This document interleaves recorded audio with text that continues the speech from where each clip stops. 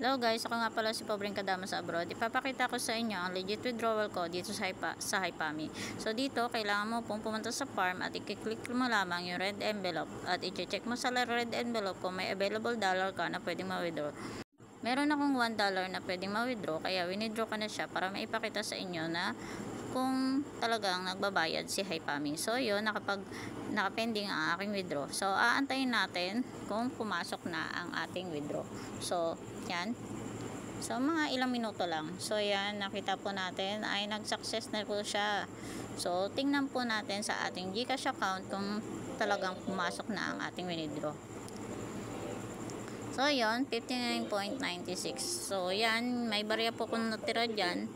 So tingnan natin kung magkano lang yung pumasok sa GCash. So yan, may 56.6 po na pumasok sa ating GCash. So ibig sabihin po may tax po siya. So konti lang naman yung binawas ni Hypami. So yun lamang po. Maraming salamat sa panonood. Please like, share, and subscribe.